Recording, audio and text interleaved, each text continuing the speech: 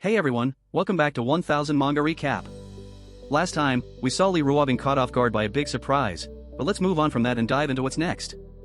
The scene opens with a building engulfed in smoke, chaos everywhere. A firefighter rushes in, shouting, "President Lee, the fire was caused by an employee from the nail polish red department, something about a faulty charging cable." Lee Ruobing, still composed but clearly shaken, responds, "Captain Xiao, thank you for your hard work." But the calm doesn't last long. The scene cuts to the office. Lee Ruobing, her voice now sharp with anger, slams her fist on the table. "I don't buy it. There's no way this was just an accident. Who's behind this? Is there a traitor lurking inside? I want everything turned upside down, find out who's trying to mess with me, even if it means digging 3 feet deep." You can feel the tension. All the employees are on edge, nervous glances exchanged between them.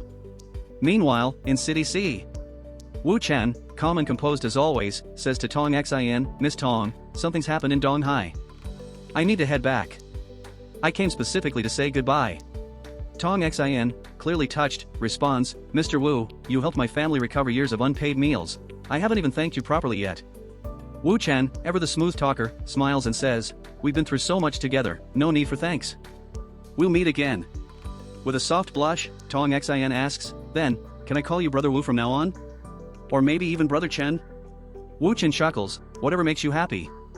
Names aren't important." Tong Xin, eyes glowing with admiration, says, "Then it's settled. Brother Chen it is. And stop calling me Miss Tong, just call me Xin-er." Wu Chen nods, "Sure, Xin-er.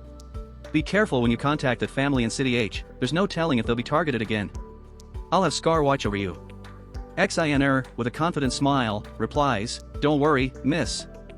I'll keep her safe." As Wu Chen walks away, Tong Xin watches him, thinking, "I wish I could stay by his side, but there are family matters I must handle. Until next time, Brother Chen." Back at Lee Ruobing's office, she's livid. "It's been an entire day. And you found nothing?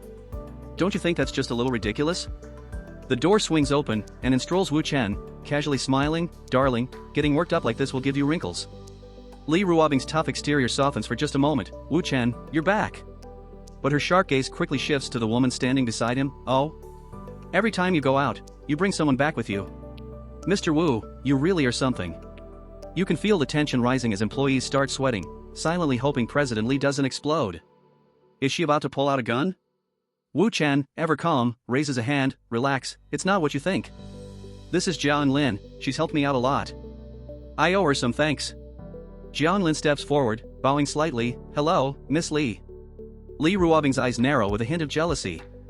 But before she can say anything, Wu Chen smoothly pulls out a pen drive. "Calm down, look at this." He plugs it into the laptop, and a video starts playing. Wu Chen points, "Ruobing, that person there, that's your company's HR manager, right?" Lee Ruobing squints, "Yeah, that's Feng Yan." Wu Chen leans back, "Good. Feng Yan stays. The rest can leave." The room clears out, leaving a trembling Feng Yan. "President Lee, I swear, I'm not a traitor. I didn't do anything." Wu Chen's voice cuts through her panic. "Sister Feng, the intern involved in this fire, she's your cousin's aunt's daughter-in-law, right? The one you personally recruited?" Feng Yan, now visibly shaking, stammers, I thought it was just an internship. She studied abroad. Who would have thought?" Wu Chen leans in, "And did you know her family has another distant relative working for the Ding family? In housekeeping?" Feng Yan stutters, I had no idea. Please, President Lee, believe me." Lee Ruobing crosses her arms. "Darling, stop teasing. Get to the point." The video continues playing. In the recording, someone's bragging, "My niece just got back from abroad. She wanted to work for a big company, gain some experience. Her mom was showing off about getting her into the Ding family's company, but I couldn't stand it." The Ding family? Big deal. Their young master is like a dog in front of President Lee. Feng Yan's face turns pale as she listens, frozen in shock. The woman in the video continues, "I just wanted to put my sister-in-law in her place. And sending her to the Lee family instead of the Ding family? That makes President Lee look even better, right?" Wu Chen turns to Feng Yan, "You're loyal to President Lee, no doubt. But you didn't do your homework. She's reckless, her grades were terrible, and she studied in Africa. What could she have possibly learned there?" Feng Yan, tears in her eyes, pleads, "I'm sorry, President Lee. I had no idea." Later that night, in the bedroom, Lee Ruobing, kissing Wu Chen passionately, whispers, "Darling, I've missed you. Wu Chen, with a grin, tosses her onto the bed. I've missed you more. What follows is a passionate, playful exchange, their chemistry undeniable. Half a day later, as Li Ruobing sits up, breathless, she says, having you here makes everything better. But after this mess, it looks like we'll need to recheck the entire company's staff. Wu Chen pulls her close. Don't worry about that. We have plenty of time. And just like that, round 2 begins. Li Ruobing, sensually, says, you naughty thing, sneaking up on me. The next morning, Wu Chen heads out of the garage, but as he drives, a car screeches to a halt in front of him. A fiery young woman, Hua Bei, vice president of Yubeli Cosmetics, storms out, yelling, hey! Do you even have eyes? Standing in the middle of the road like you've got a death wish? Wu Chen turns and calmly looks at her. Her sister, Hua Lei, president of the company, quickly steps out, sorry about my sister's temper. Sir, could you move? We're in a rush. Wu Chen steps aside, smirking, such a sensible older sister, but what a fiery little one. 20 minutes later, at the exhibition.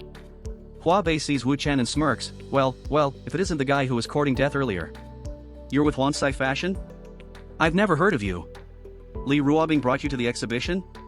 Wansai must not care about closing deals today, huh? Ha ha ha. She taunts him further, what? No comeback? Must be an amateur. I was looking forward to finally competing with Li Ruobing today, but I guess fate had other plans. Wu Chen, unfazed, smiles, hasn't your company always been crushed by President Li? What makes today any different? Hua Bei, confident, says, I've heard Li Ruobing's been too busy dating lately to focus on business. Today, our queen card makeup set will be the big winner. Wu Chen, raising an eyebrow, asks, big winner, huh? Hua Bei, full of herself, replies, yes, in terms of order volume and sales, you amateur. Wu Chen thinks to himself, Ruobing's been too kind to these competitors. I'll make sure your ambition to compete with Wansai Fashion gets completely crushed. If you like my video, please share and subscribe.